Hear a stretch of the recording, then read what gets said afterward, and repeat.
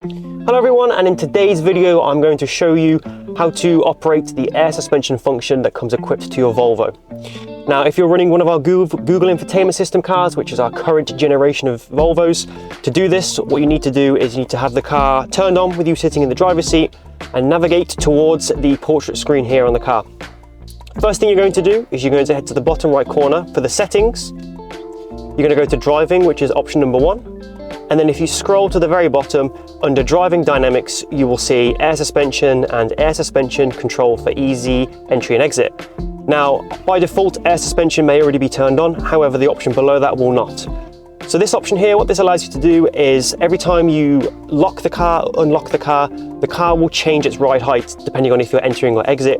What this does is, as the name also suggests, it makes it a lot easier for you to get in and out of your Volvo, whether it's an elderly family member or you're struggling with any sort of back pain. It will just help you get in and out the car so much easier.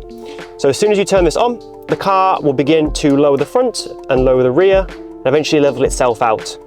Another bonus of having air suspension equipped to your car is at the top here for your drive modes. Depending on which drive mode you change, it will also impact the ride height of the vehicle. So for example, if you put the car into power, the car will begin to slowly lower itself for better aerodynamics.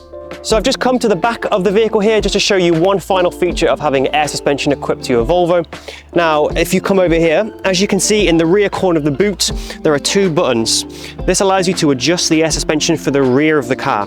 This is good for things like if you're loading and unloading the vehicle. So what you need to do simply is press and hold the down one to lower the rear of the car. And to bring it back up, you press and hold the up arrow here and that will raise the boot for you. Of course, one of the added benefits of this is if you're loading heavy items or you're taking things out of the car, you'll find that it's a lot easier to do it and you won't be struggling as much to pack or unpack the car.